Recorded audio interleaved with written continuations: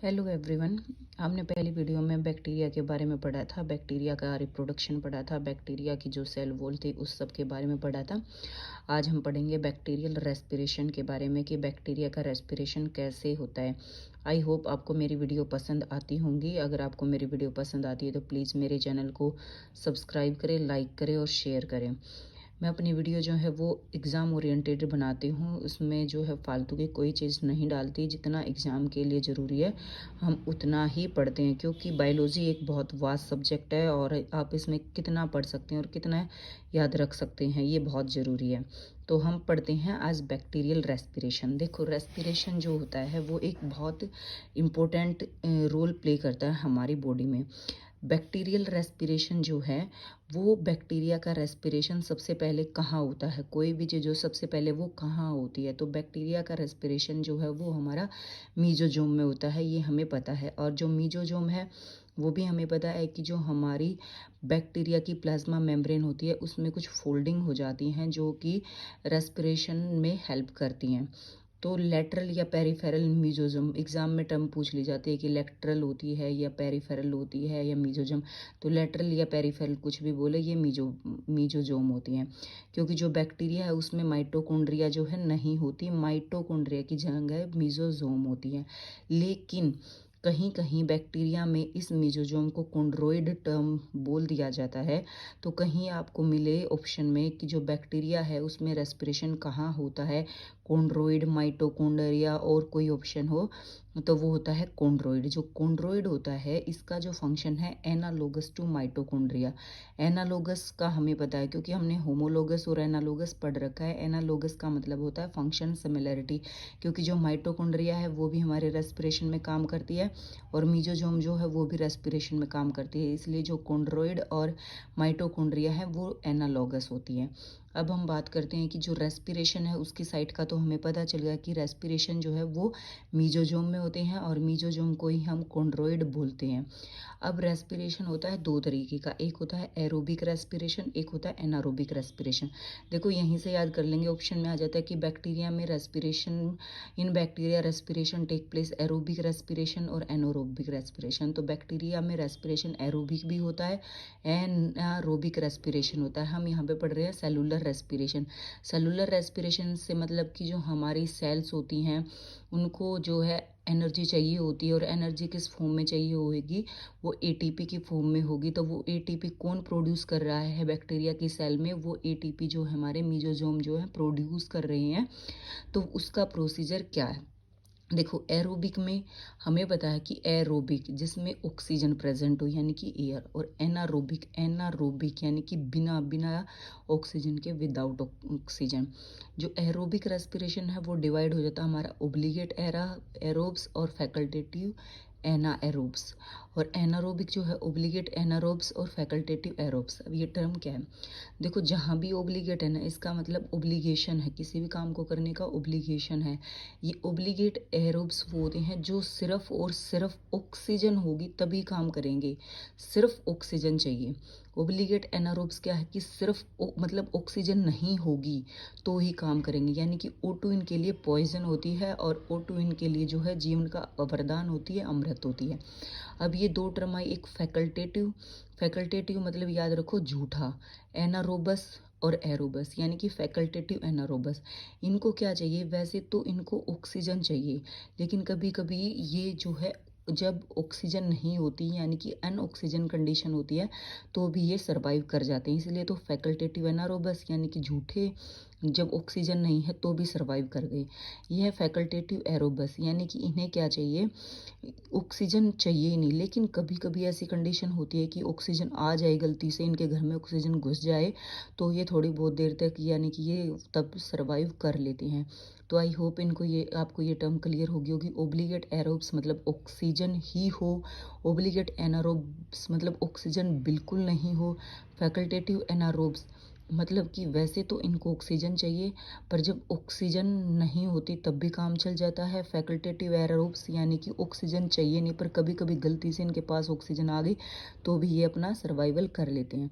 जो एग्जाम्पल है इसका है बैसिलस सबटिलस, इसका एग्जाम्पल होता है एनारोबस का स्यूडोमोनास, और इसका क्लोस्ट्रिडियम बोtulism, और इसका होता है क्लोरोबियम। ये एग्जाम्पल याद कर लेना। कई लोग जो होते हैं वो निमोनिक से भी एग्जाम्पल को याद कर लेते हैं, लेकिन मैं निमोनिक से नहीं करती। एक सिलेबस याद करो फिर निमोनिक को याद करो, बहुत सारा झंझट हो जाता है। तो इसलिए अगर आपको पता हो कि इसका निमोनिक क्या है तो प्लीज़ मेरे को भी बता देना, आप निमोनिक से याद कर सकते हैं। अब हम पढ़ते हैं सेलुलर रेस्पिरेशन। आई होप आप सबको सेलुलर रेस्पिरेशन के बारे में क्लियर होगा कि सेलुलर रेस्पिरेशन क्या होता है, यानी कि सेल में रेस्पिरेशन क्या होता है। ये हमने पढ़ लिया कि एरोबिक होता है और एनारोबिक होता है। क्या होता है सेलुलर रेस्पिरेशन? जो हम खाना खाते हैं, जो इंजेस्ट करते हैं, उसका जो ब्रेक डाउन होता है विद इन द सेल, क्या रिलीज करने के लिए, एनर्जी को रिलीज करने, एनर्जी रिलीज करने के लिए भी और एनर्जी को ट्रैप करने के लिए भी, यानी कि एनर्जी मतलब एटीपी। तो उसको हम बोलते हैं सेलुलर रेस्पिरेशन। यानी कि cellular respiration is the process of break down of food within the cell to release energy and trapping energy. इसको हम बोलेंगे सेलुलर रेस्पिरेशन। आई होप आपको ये सब याद आ गया होगा कि सेलुलर रेस्पिरेशन जो है उसकी साइट क्या है। मीजोजोम होता है। जो सेलुलर रेस्पिरेशन है वो दो तरीके का होता है, एरोबिक एनारोबिक होता है। और सेलुलर रेस्पिरेशन की ज़रूरत क्यों होती है? क्योंकि एटीपी का सिंथेसिस करने के लिए हमारी बॉडी को भी तो एनर्जी चाहिए, सेल को भी तो एनर्जी चाहिए, इंडिविजुअल सेल को एनर्जी चाहिए, तो उसके लिए रेस्पिरेशन होता है।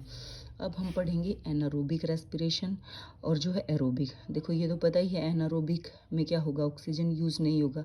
सबसे बड़ी बात, जो एनारोबिक रेस्पिरेशन होता है उसमें ऑक्सीडेशन जो होता है ग्लूकोज का वो पूरा नहीं होता, वो पार्शियल ऑक्सीडेशन ऑफ ग्लूकोज होता है, और उसमें एटीपी के जो मॉलिक्यूल होते हैं एज कम्पेयर टू एरोबिक कम मिलते हैं।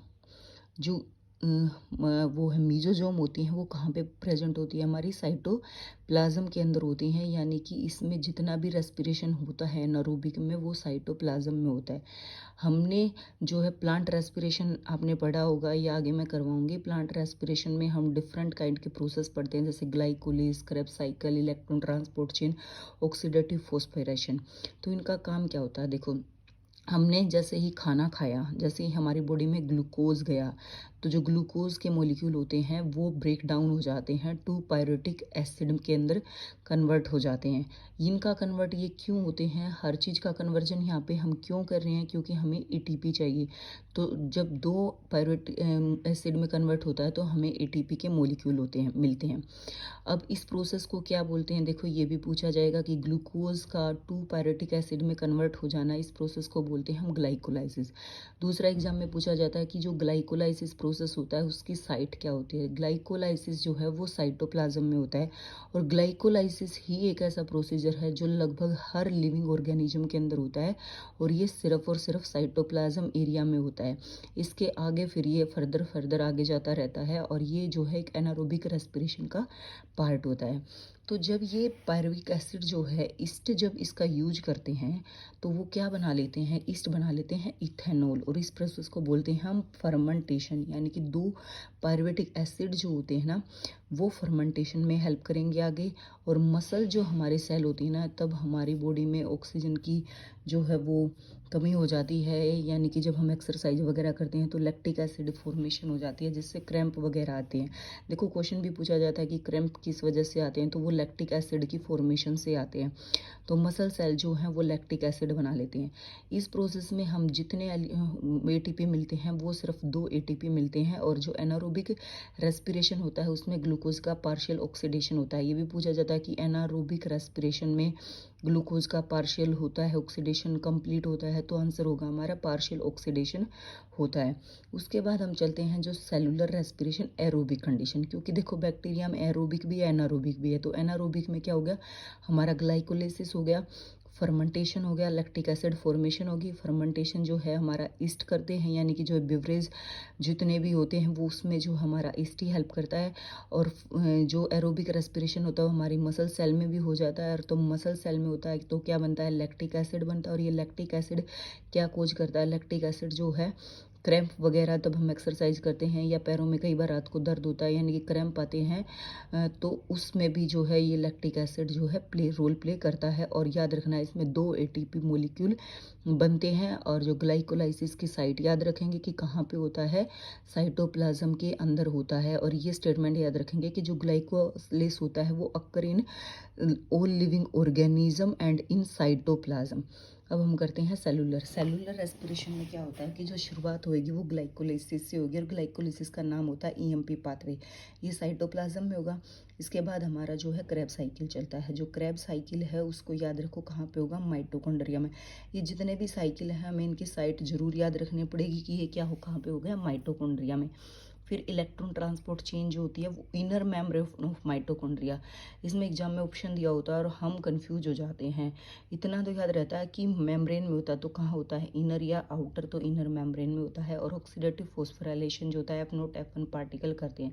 इसका जो डिटेल है हम वहाँ पे पढ़ेंगे जहाँ पे हम प्लांट रेस्पिरेशन पढ़ेंगे। ये पूरे पूरे बड़े बड़े साइकिल है, वहाँ पे हम इसका सब पढ़ेंगे। यहाँ मैंने इसलिए बता दिया क्योंकि हम जो है बैक्टीरिया का रेस्पिरेशन पढ़ रहे थे। हम पढ़ रहे थे एरोबिक रेस्पिरेशन क्या होता है, एनोरोबिक रेस्पिरेशन क्या होता है। तो मुझे लगा थोड़ा सा जो है वाइड करके थोड़ा सा डिटेल में बता दिया जाए, क्योंकि चीज़ें बायोलॉजी क्या है, बायोलॉजी कनेक्टेड होती है, ठीक है। हम चीज़ों को जितना बार बार रिपीट करेंगे हमें चीज़ें उतनी याद रहेंगी। तो इसलिए देखो हमें यहाँ पे याद हो गया कि एरोबिक और एनारोबिक है। वो तो मैं वैसे भी लिख देती कि एरोबिक रेस्पिरेशन होता है, एनारोबिक रेस्पिरेशन होता है। एरोबिक में ऑक्सीजन की ज़रूरत पड़ती है, एनारोबिक में ऑक्सीजन की ज़रूरत क्यों नहीं पड़ती। लेकिन इससे दिमाग में थोड़ा सा हाईलाइट रहेगा कि क्यों पड़ती है।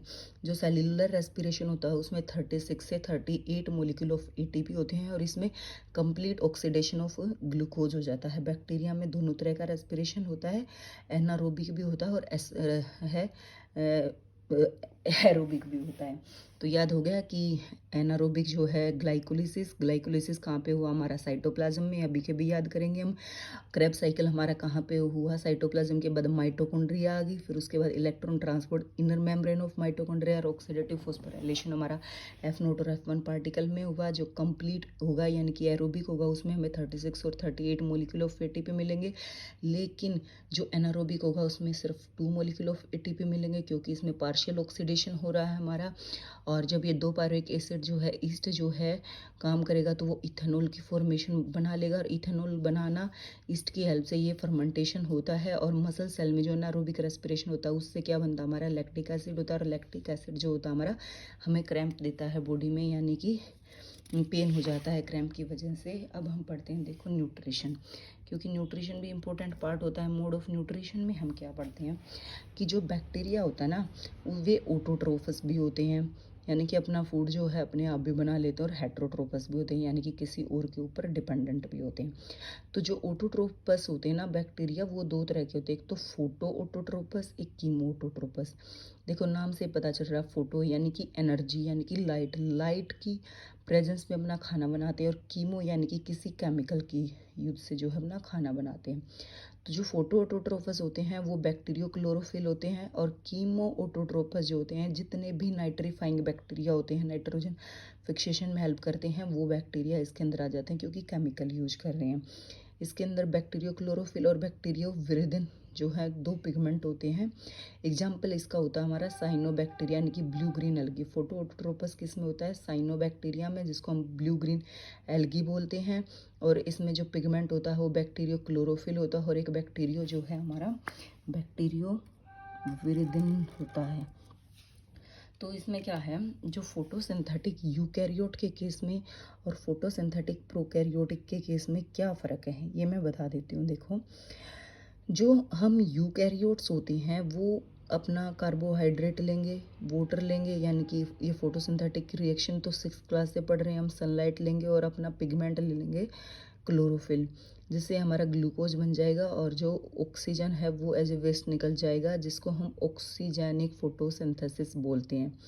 अब बैक्टीरिया के केस में क्या होता है, एनऑक्सीजेनिक फोटोसिंथेसिस होती है। और अनऑक्सीजेनिक का मतलब यहाँ पे ऑक्सीजन नहीं है।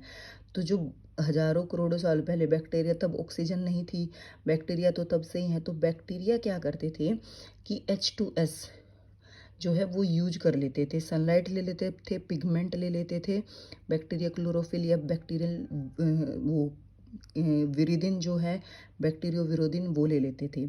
और वेस्ट जो प्रोडक्ट था वो सल्फर था, यानी कि प्रोकैरियोटिक और यूकैरियोटिक में इतना फ़र्क है। यूकैरियोटिक जो है ऑक्सीजन लेते थे और बैक्टीरिया जो है वो सल्फर लेते हैं, और sulphur as a waste product निकलता है, इसलिए इसको एन ऑक्सीजनिक फोटोसिंथेसिस बोलते हैं। तो ये दो टर्म ऑक्सीजनिक फोटोसिंथेसिस और एन ऑक्सीजनिक फोटोसिंथेसिस का यही है।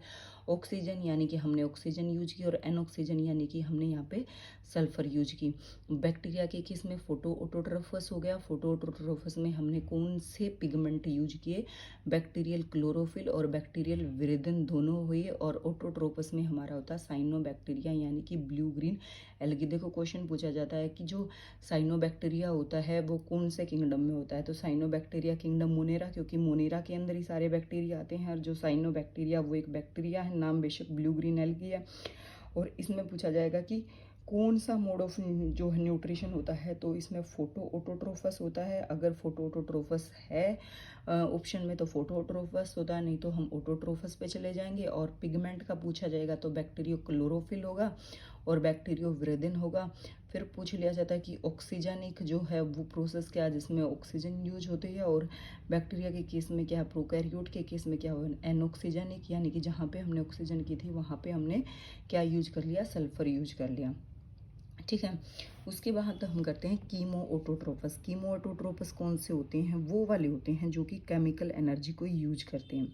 एग्जाम्पल में हमारा आ जाता है नाइट्रीफाइंग बैक्टीरिया। देखो NH3 जो है अमोनिया नाइट्राइट में कन्वर्ट होती है और नाइट्रेट में। ये भी लाइन जो है एग्जाम में आती है कि अमोनिया नाइट्राइट में कन्वर्ट हुआ नाइट्रेट में। पहले राइट आया और फिर रेट आया। पहले हमने राइट किया, कोई चीज़ राइट होगी तभी तो हम उसकी रेटिंग करेंगे। तो पहले राइट हुआ, फिर नाइट्रेट आया। और एग्जाम्पल ये नाइट्रोसोमास और नाइट्रोकोकस, ये तो याद ही हो जाता है नाइट्रो देख के कि नाइट्रीफाइंग बैक्टीरिया। यहाँ पे कन्फ्यूजन आता है राइट और रेट में। तो पहले चीज़ राइट है तभी तो उसकी अच्छी रेटिंग जाएगी, तो रेटिंग होगी नाइट्रेट। अब क्या होता है, जो हमारे हेट्रोट्रोपस होते हैं, देख हेट्रो से हो गया कि अलग अलग टाइप का न्यूट्रिशन, तो मोस्ट अबंडेंट होते हैं इन्वायरमेंट में। वो क्या होते हैं, एक तो होते हैं हमारे सेप्रोफाइट होते हैं, दूसरा उनमें सिम्बायोटिक एसोसिएशन भी होता है, सिम्बायोटिक एसोसिएशन से भी अपना सर्वाइवल करते हैं। और पैरासिटिक मोड होता है, यानी कि पैरासिटिक मोड यानी कि किसी दूसरे ऑर्गेनिज्म के साथ रह के अपना जो है वो खाना बना रहे होते हैं, उनको हम पैरासिटिक बोलते हैं। तो सेप्रोफाइट में क्या होता है कि जो ये डिके मटेरियल होता है ना, वहाँ से अपना फूड लेते हैं, और क्लोस्ट्रिडियम इसका एग्जाम्पल होता है। सिम्बायोटिक का हमें पता है कि राइजोबियम होते हैं और लेगुमिनस प्लांट होते हैं, उसके सिम्बायोटिक एसोसिएशन में ये अपना फूड करते हैं। और पैरासिटिक, देखो पैरासिटिक जितने होते हैं ना वो डिजीज कोज करते हैं, वो पैथोजेनिक होते हैं, और वो किसी दूसरे ऑर्गेनिज्म को अपना होस्ट बना के, यानी कि किसी को अपना होस्ट बना के उन्होंने अपना खाना चाहिए होता है। और इसमें जो एग्जाम्पल आता है विब्रियो कोलेरिक आता है। जो कीमोसिंथेटिक ऑटोट्रोपस होते हैं ये क्या करते हैं, प्ले रोल करते हैं रिसाइकलिंग ऑफ न्यूट्रिएंट, यही तो हुआ। यानी कि ये कीमोसिंथेटिक ऑटोट्रोपस होते हैं वो रिसाइकलिंग में न्यूट्रिएंट में हेल्प करते हैं। तो ये जो है स्टेटमेंट आई थी कि जो कीमो सिंथेटिक ऑटोट्रोपक होते हैं वो क्या रोल प्ले करते हैं, तो रिसाइकलिंग ऑफ न्यूट्रिएंट में ये बहुत बड़ा जो है रोल प्ले करते हैं। तो देखो हमें फोटोऑटोट्रोपस में याद रखना है एग्जाम्पल साइनोबैक्टीरिया का, उसके पिगमेंट याद रखने हैं, बैक्टीरियो क्लोरोफिल और विरेदिन याद रखना है। ऑक्सीजनिक और अनऑक्सीजनिक के अंदर हमें फ़र्क पता होना चाहिए। यूकैरियोटिक में ऑक्सीजन की होता है और एनऑक्सीजन जो होता है प्रोकैरियोटिक में होता है, वहाँ पे सल्फर यूज हो जाती है। हेट्रोट्रोपस में हमें पता होना चाहिए कि हेट्रो डिफरेंट टाइप से जो है उनका न्यूट्रिशन होता है। सेप्रोफिटिक हो गया, या सेप्रोफिटिक में हम याद रखेंगे हमारा क्लोस्ट्रेडियम, 2-4 बार पढ़ते हैं या 2-4 बार आप वीडियो सुनोगे तो नाम अपने आप याद हो जाएंगे, और क्वेश्चन लगाएंगे तो अपने आप ये नाम याद हो जाएंगे। सिम्बायोटिक एसोसिएशन में हेल्प करते हैं। और पैरासिटिक से हम याद रखेंगे कि पैथोजेनिक होते हैं, यानी कि डिजीज कोज कर देते हैं। और विब्रियो कोलेरा होता है, यहाँ पे हम याद रखेंगे कि जो ये कीमोटोट्रोपस होते हैं यानी कि नाइट्रीफाइंग बैक्टीरिया होते हैं, ये केमिकल एनर्जी यूज करते हैं और रिसाइकलिंग ऑफ न्यूट्रिएंट में हेल्प करते हैं। एक ये वाली लाइन याद करेंगे, नाइट्राइट राइट पहले आता है और रीट जो है वो बाद में आता है। आई होप आपको ये वाला न्यूट्रिशन जो है वो क्लियर हो गया होगा। जो हेट्रोट्रोफिक है उसमें जो है डिफरेंट तरीके से हेट्रोट्रोफिक बैक्टीरिया हमारी हेल्प करते हैं। देखो, हम दही जमाते हैं तो वहाँ पे क्या होते हैं, बैक्टीरिया आते हैं। वो बैक्टीरिया क्यों आते हैं, अपना खाना खाने आते हैं और खाना खाते खाते उनको पता ही नहीं चलता कि कब वो हमारी हेल्प करके और हमारी दही जमा जाते हैं। उसके बाद क्या होता है, प्रोडक्शन ऑफ एंटीबायोटिक। मैंने आपको पढ़ाया था वायरस में कि जो वायरस होते हैं उनको हम एंटीबायोटिक से किल नहीं करते, बैक्टीरिया को हम एंटीबायोटिक से किल कर सकते हैं, यानी कि बैक्टीरिया ही जो है वो एंटीबायोटिक बनाने में हेल्प करते हैं। अभी हमने पढ़ा कि फिक्सिंग नाइट्रोजन इन लेग्यूमिनी, यानी कि नाइट्रोजन रिसाइकल और नाइट्रोजन फिक्सेशन में हेल्प करते हैं ये। और सम आर पैथोजेनिक के बारे में हमें पढ़ा, पैथोजेनिक जो होते हैं वो हमारे कौन सी कैटेगरी में आते हैं, ये अभी हमने पढ़ा है। जैसे ह्यूमन, क्रॉप और एनिमल जो है उनमें डिजीज़ कोज कर देते हैं, जैसे टाइफाइड को डिजीज़ करने वाले बैक्टीरिया हमें पता है साल्मोनेला टाइफी होते हैं। टेटनस को करने वाले क्लोस्ट्रिडियम टेटनाई होते हैं, यानी कि इनके कुछ स्पोर की प्रोडक्शन होती है और वो इन्वायरमेंट में हर जगह होते हैं और तब हम उसके कॉन्टेक्ट में आते हैं तो हमें डिजीज़ हो जाती है। सिट्रस कैंसर जो है वो जेंथोमोनाज बैक्टीरिया होता है वो कोज करते हैं। इसमें क्या होता है, सिट्रस कैंसर जो होता है वो सिट्रस प्लांट के अंदर हो जाता है और जेंथोमोनाज इसका बैक्टीरिया है। तो टाइफाइड किसने किया, साल्मोनेला टाइफी ने। टेटनस किसने किया, क्लोस्ट्रिडियम टेटनाई ने। सिट्रस कैंसर किसने किया, जेंथोमोनाज ने। देखो, नोस्टोक जो होता है ना, नोस्टोक के बारे में मैं अभी आगे बता रही हूँ, वैसे बता रही हूँ। नोस्टोक जो होता है वो नाइट्रोजन फिक्सर बायो फर्टिलाइजर या ग्रीन मैन्योर हम उसको बोलते हैं। अभी इसको मैं एक्सप्लेन कर रही हूँ। हम क्या पढ़ेंगे अब, साइनोबैक्टीरिया। साइनोबैक्टीरिया अभी हमने पढ़ा कि फोटो ऑटोट्रोफस, यानी कि जो बैक्टीरिया का मोड ऑफ जो न्यूट्रिशन पढ़ा हमने, ऑटोट्रोपस, हेट्रोट्रोपस। तो ऑटोट्रोपस के अंदर हमने क्या क्या पढ़ा था, फोटो ऑटोट्रोपस और कीमो ऑटोट्रोपस। तो फोटो ऑटोट्रोपस के अंदर हमारा ये साइनोबैक्टीरिया ही आया है, जिसको हम ब्लू ग्रीन एल्गी बोलते हैं, जिसमें जो बैक्टीरियल विर्दिन और क्लोरोफिल जो है वो दो पिगमेंट होते हैं। इनमें क्लोरोफिल ए प्रेजेंट होता है जो कि सिमिलर होता है ग्रीन प्लांट के, एंड आर फोटोसिंथेटिक ऑटोट्रोफस होते हैं। ये जो थे फर्स्ट ऑर्गेनिज्म। इससे पहले जो बैक्टीरिया थे वो ऑक्सीजेनिक थे, यानी कि वो ऑक्सीजन का यूज नहीं करते थे। ये पहले ऐसे ऑर्गेनिज्म थे जो O2 रिलीज करते थे। तो पूछा जाएगा फर्स्ट ऑर्गेनिज्म कौन से होते हैं, फर्स्ट ऑर्गेनिज्म है साइनोबैक्टीरिया। और हम साइनोबैक्टीरिया का दूसरा नाम है ब्लू ग्रीन एल्गी, और इससे कई बार एग्जाम में जल्दी टिक लगा देते हैं एल्गी में, लेकिन ये किंगडम किस में आता है, हमारा मोनेरा में आता है। दे यूज सोलर एनर्जी, पिगमेंट और O2। देखो, सोलर एनर्जी होगी, ऑक्सीजन होगी, पिगमेंट इसके बताए दिए कि जो है विर्दिन और क्लोरोफिल होता है, क्लोरोफिल में भी क्लोरोफिल ए होता है। They convert reducing atmospheric into oxidise. Reducing का मतलब होता है कि तब ऑक्सीजन नहीं थी, यानी कि सल्फर थी, और अब इन्होंने क्या कर दिया, ऑक्सीजन जो है वो आ गई। तो रिड्यूसिंग टू ऑक्सीडाइजिंग में कन्वर्ट करने वाले भी कौन है, साइनोबैक्टीरिया। पहले ऑर्गेनिज्म जो ऑक्सीजन यूज करते हैं वो कौन हुए, साइनोबैक्टीरिया। यूनिसेलुलर भी हो सकते हैं, फिलामेंटस भी होते हैं और कॉलोनियल भी होते हैं, तीनों फॉर्म में होंगे। और जो इसकी ये फिलामेंटस फॉर्म है ये तो बहुत इंपॉर्टेंट है। ये क्या करते हैं, फिक्स करते हैं नाइट्रोजन को, और नाइट्रोजन को फिक्स करने के लिए जो एंजाइम होते हैं नाइट्रोजिनेज एंजाइम होते हैं। ये नाइट्रोजन को फिक्स क्यों कर पाते हैं, इनके पास एक स्पेशलिटी होती है साइनोबैक्टीरिया के पास। इनके पास एक सेल होती है जिसको हम बोलते हैं हेटेरोसिस्ट सेल। एग्जाम्पल जो है नोस्टक और एनाबीना होता है। हेटेरोसिस्ट सेल क्या होती है, उसमें कुछ स्पेशलाइज स्ट्रक्चर्स होते हैं जो कि नाइट्रोजन फिक्सेशन में हमारी हेल्प करते हैं।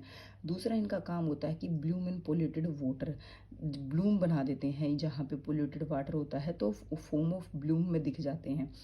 एक एग्जाम्पल हमारे पास होता है कि ओसिलेट्रिया। जो हमारा ओसिलेट्रिया होता है ना वो भी फिलामेंटस ब्लू ग्रीन एल्गी है, फिलामेंटस साइनोबैक्टीरिया है, जो कि बट इसमें हेटेरोसिस जो है अब्सेंट होता है। तो यहाँ से भी कई बार पूछा जाता है कि ओसिलेट्रिया में क्या होता है। ओसिलेटा जो होते हैं फिलामेंटस है, हेटेरोसिस प्रेजेंट है, अब्सेंट है। तो हेटेरोसिस अब्सेंट है, फिलामेंटस जरूरी है। जैसे कि ये हमारा जो है ये नोस्टोक और एनाबेना है, इसमें जो है हमारा हेटेरोसिस्ट प्रेजेंट होता है और फिलामेंटस भी होते हैं, लेकिन ओसिलेटेरिया में हेटेरोसिस जो है अब्सेंट होता है। ये जो हेटेरोसिस्ट होता है ये ज़रूरी नहीं है कि सभी साइनोबैक्टीरिया में हो, जो कि यहाँ पे क्लियर हो गया कि नोस्टोक का हर साइनोबैक्टीरिया में होना ज़रूरी नहीं होती है। तो ये यहीं से आया कि जो नोस्टोक होते हैं उनको हम बायो फर्टिलाइज़र या ग्रीन मैन्योर, पूछा गया कि ग्रीन मैन्योर की तरह कौन सा जो है वो बैक्टीरिया यूज होता है, तो ये है हमारा नोस्टोक। आई होप आपको यहाँ पे साइनोबैक्टीरिया पूरा समझ में आ गया होगा। देखो साइनोबैक्टीरिया में क्या होता है कि ये पहले ऑर्गेनिज्म थे जिसने ऑक्सीजन रिलीज की थी। ये फोटो ऑटोट्रॉफस होते हैं, इसमें जो होते हैं पिगमेंट आ जाते हैं। पिगमेंट हमारे क्लोरोफिल और विरिदिन होते हैं। क्लोरोफिल में भी क्लोरोफिल ए होता है, रिड्यूसिंग एटमॉस्फेरिक को ऑक्सीडाइज में कन्वर्ट कर देते हैं। फिलामेंटस फॉर्म में होते हैं। इनमें स्पेशल सेल होती है जिसको हेटेरोसिस्ट बोलते हैं। हेटेरोसिस्ट का काम नाइट्रोजन फिक्सेशन में हेल्प करता है। दे ओफन फॉर्म ब्लून इन पोल्यूटेड वाटर करते हैं। ओसिलेट्रिया जो होता है वो भी एक फिलामेंटस साइनोबैक्टीरिया, लेकिन इसमें हेटेरोसिस जो होते हैं अब्सेंट होता है। और नोस्टोक जो होता है वो ग्रीन मैन्योर या बायो फर्टिलाइजर की तरह यूज होता है। अब हम जो ये साइनोबैक्टीरिया की जो ये सेल है इसको हम डिटेल में पढ़ते हैं। देखो ये हमारी हेटेरोसिस सेल होगी, इसके बाहर क्या है, जिलेटिनस शीथ कवरिंग होती है। अंदर जो होता है ना इनका जो साइटोप्लाज्म होता है, हमें पता है कि बैक्टीरिया के अंदर जो है ऑर्गेनेली जो है डिवाइड नहीं होती, वो ऐसे ही डीएनए मॉलिक्यूल और न्यूक्लियस जो होते हैं, आरएनए जो होते हैं वो ऐसे ही साइटोप्लाज्म के अंदर पड़े होते हैं। लेकिन साइटोप्लाज्म दो पोर्शन में बटी है, एक बाहर वाली साइटोप्लाज्म और एक इनर वाली साइटोप्लाज्म होती है। तो जो ये थाइलेकोइड होते हैं ना ये आउटर साइटोप्लाज्म में प्रेजेंट होते हैं, पर ये थाइलेकोइड जो है ना इतने भी ज़्यादा मॉडिफाई या इतने भी एडवांस नहीं है जितने हमें प्लांट में मिल जाते हैं। तो ये है वो एक सैक लाइक स्ट्रक्चर में नहीं होते, यानी कि इसमें ग्रेना नहीं होती, थाइलेकोइड होती है। अगर पूछा जाए कि जो साइनोबैक्टीरिया होती है उसमें थाइलेकोइड प्रेजेंट होती है एब्सेंट होती है, तो थाइलेकोइड तो प्रेजेंट होती है, लेकिन थाइलेकोइड जो होती है ग्रेना की फॉर्म में प्रेजेंट नहीं होती। जो आउटर जो साइटोप्लाज्म होती है उसमें क्या होता है कि कलर्ड होती है। वो क्यों कलर्ड होती है, क्योंकि उसमें पिगमेंट प्रेजेंट होते हैं और इन पिगमेंट को हम नाम देते हैं क्रोमोप्लाज्म। उसके बाद आती है जो इनर साइटोप्लाज्म होती है उसमें कोई भी थाइलेकोइड प्रेजेंट नहीं होती, कोई भी पिगमेंट प्रेजेंट नहीं होता, उसको हम बोलते हैं एंडोप्लाज्म। और एंडोप्लाज्म में क्या होता है, सर्कुलर डीएनए होता है, जो जेनेटिक मटेरियल न्यूक्लियोइड होता है और राइबोसोम प्रेजेंट होते हैं। जो थाइलेकोइड होता है उसमें क्लोरोफिल ए होता है, कैरोटीनोइड होते हैं, फाइकोबिलेंस होते हैं एंड जेंथोफिल होता है। फ्लैजिला जो होता है साइनोबैक्टीरिया के केस में एब्सेंट होता है और इनमें जो है सिम्बायोटिक प्रोसेस होता है। लास्ट है हमारा माइकोप्लाज्म। माइकोप्लाज्मा में क्या होता है कि ये सेल वॉल प्रेजेंट नहीं होती, सबसे जो स्मॉलेस्ट लिविंग सेल होती है वो माइकोप्लाज्मा ही होती है और ये सर्वाइव कर जाती है विदाउट ऑक्सीजन के, और ये पैथोजेनिक होती है प्लांट और एनिमल के। इसको पीपीएलओ बोला जाता है, pleuro pneumonia like organism. I hope आपको ये वीडियो पसंद आई होगी। पसंद आई है तो प्लीज़ लाइक शेयर और सब्सक्राइब करना।